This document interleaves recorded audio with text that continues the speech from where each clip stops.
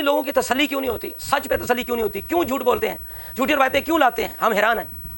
ملا علی قاری رحمۃ اللہ علیہ کی الاسرار المرفوعہ فی الاخبار الموضوعہ، اس کے اندر یہ کہتے ہیں کہ وَأَمَّا مَا وَضَعَهُ الرَّافِضَةُ فِي فَضَائِلِ عَلِيٍّ فَأَكْثَرُ مِنْ أَنْ يُعَدَّ، کہ حضرت علی المرتضیٰ کی شان میں رافضیوں نے جو فضائل گھڑے ہیں وہ اتنے ہیں کہ تم گن نہیں سکتے۔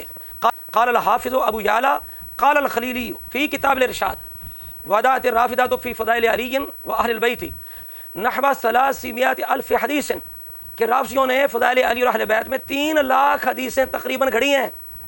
ولا تستبعد هذا فإنك لو تتبعت، کہ اگر تم کوشش کرو گے، تلاش کرو گے، تو یہ بات عجیب نہیں ہے کہ رافضیوں نے 3 لاکھ حضرت علی المرتضیٰ اور اہل بیت کی شان میں حدیثیں گھڑی ہیں۔ وہ کدھر ہیں؟ ان میں سے اکثر 95% آج بھی ہمارے اسٹیجوں پہ بیان ہوتی ہیں۔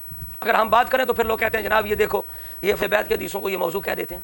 بھئی صرف فضائل اہل بیت کے حدیثوں کی بات نہیں ہے، آگے فرماتے ہیں جس طرح ومن ذالک ما وضعه بعض جہلاء اہل السنت فی فضائل معاویہ، جس طرح فضائل امیر معاویہ میں بعض جاہلوں نے حدیثیں گھڑی ہیں، تو اسی طرح صحابہ حضرت ابوبکر صدیق، حضرت عمر، حضرت عثمان کی شان میں بھی، حضرت معاویہ کی شان میں بھی حدیثیں جھوٹی موجود ہیں، ہم وہ بیان نہیں کرتے۔ اسی طرح اہل بیت کے بارے میں ہم جھوٹی روایتیں بیان نہیں کرتے، جو صحیح ہیں وہی بیان کرتے ہیں، اس لیے کہ یہ ہستیاں جھوٹ کی محتاج نہیں ہیں۔